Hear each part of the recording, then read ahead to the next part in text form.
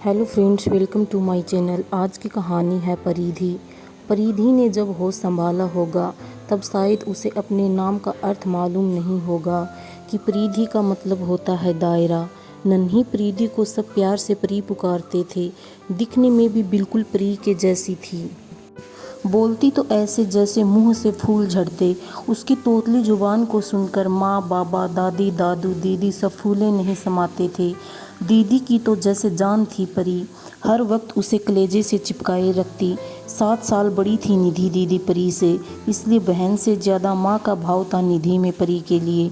दोनों बहनें धीरे धीरे बड़ी होने लगी। एक दिन घोड़ी चढ़कर एक राजकुमार आया और निधि दीदी को लेकर चला गया। परी कुछ दिनों तक सदमे में रही। हर वक्त उसकी आंखें दीदी को ढूंढती रहती घर के कोने कोने में, परंतु इतनी समझ उसे भी थी कि अब दीदी नहीं आएगी। उसका ब्याह हो गया है। इधर दीदी का भी ससुराल में परी के बिना मन नहीं लगता।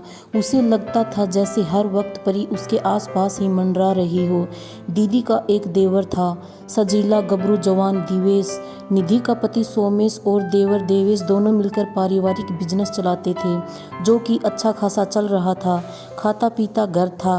निधि ही घर की मालकिन थी, क्योंकि सास उसके ब्याह कर आने से कई साल पहले ही स्वर्ग सिधार चुकी थी। ससुर जी बहुत ही सीधे साधे इंसान थे। ससुर जी ने एक दिन निधि से कहा, अब तुम अपने जैसी ही एक बहू और इस घर में ले आओ। देवेश का ब्याह हो जाए तो मैं चैन का सांस लूं। निधि की तो जैसे मन की मुराद पूरी हो गई। वह तो मन ही मन चाह ही रही थी कि परी को इस घर में देवरानी बनाकर ले आए। जब उसने बाबूजी से अपने मन की बात कही तो बाबूजी बहुत खुश हो गए, क्योंकि उन्होंने परी को देख रखा था। खूबसूरत सीलवान लड़की, और क्या चाहिए एक बहू में। फिर क्या था, आनन फानन में ब्याह तय हो गया। परिधि भी बाबुल का आंगन छोड़ पिया के घर आ गई। दोनों बहनें अब देवरानी जेठानी हो गई थी। खुशी खुशी दिन बीतने लगे, परंतु कहते हैं ना, दिन फिरते वक्त नहीं लगता। न जाने घर को किसकी नज़र लग गई। दिवेश को जुए और शराब की लत पड़ गई। पैसों की कमी थी नहीं, अपना बिजनेस था, कोई रोकने टोकने वाला भी नहीं। मन मर्जी से पैसे खर्च करता, अय्याशी करता। सीधे साधे बाबूजी की तो वह पहले भी नहीं सुनता था। माँ ने बिगाड़ रखा था। माँ तो परलोक सिधार गई, पर अब भुगतना परी को था।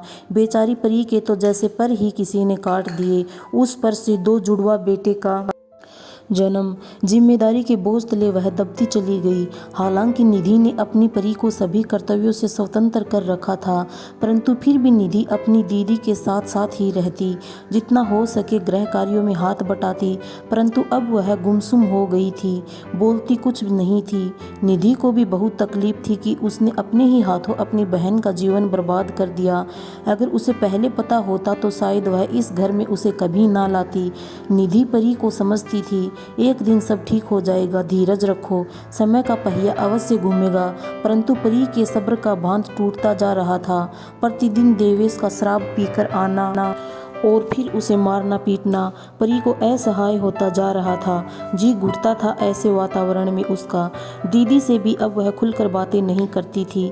पंख फैलाकर उड़ना चाहती थी खुले आसमान में, परंतु नियति ने जैसे उसे पिंजरे में कैद कर रखा था। आखिरकार एक दिन परी के सब्र का बांध टूट गया। पति से मार खाने के बाद मुंह अंधेरे अपने दोनों बच्चों को साथ लेकर परिधि को तोड़ घर से निकल गई, फिर कभी ना वापस आने के लिए। क्या परी का परिधि को तोड़ना सही था या गलत था? शायद गलत नहीं था, क्योंकि जीवन अनमोल है। सभी को एक अच्छा जीवन अपने तरीके से जीने का हक है, और इसे अगर कोई बर्बाद करना चाहे तो अपनी दिशा अवश्य बदल लेनी चाहिए। जिंदगी ना मिलेगी दोबारा। दोस्तों, आपको कहानी कैसी लगी हमें कमेंट करके ज़रूर बताना। अगर कहानी पसंद आए तो चैनल को लाइक एंड सब्सक्राइब ज़रूर करना। धन्यवाद।